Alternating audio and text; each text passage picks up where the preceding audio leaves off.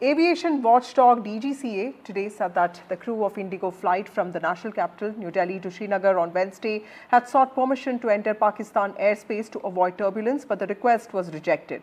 In a detailed statement about the incident, the DGCA said that there was no injury caused to any passengers who were on the flight and that the aircraft's nose was damaged. The incident of the aircraft encountered turbulence is being probed by DGCA. It was on Wednesday, IndiGo's neo aircraft operating flight CE6E2142 encountered a hailstorm and severe turbulence occurred, and this was near Pathankot. I've covered aviation now for God knows how many years, but and I've always played down aviation emergency incidents unless they were very serious. This now emerges as among the most serious incidents which I've read about in a long time, and I'm going to try and go through some of the details that we have with us. Now remember, this was a recent flight between Delhi and Srinagar of an IndiGo A321 aircraft. It was a flight on the 21st of this month.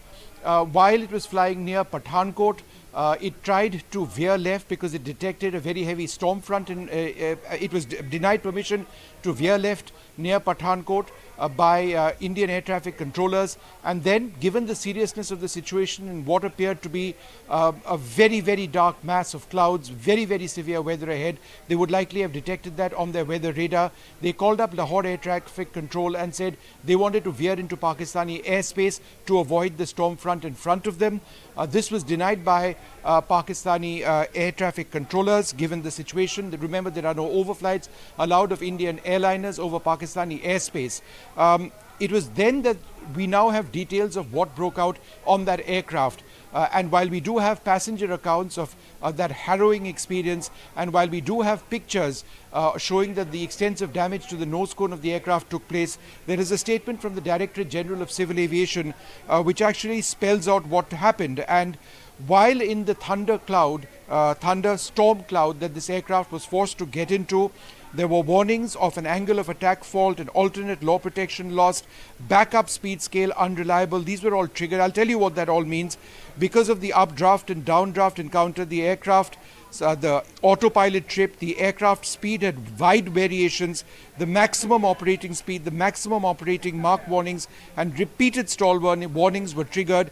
During this period, the rate of descent of the aircraft at a particular stage was 8,500 feet per minute.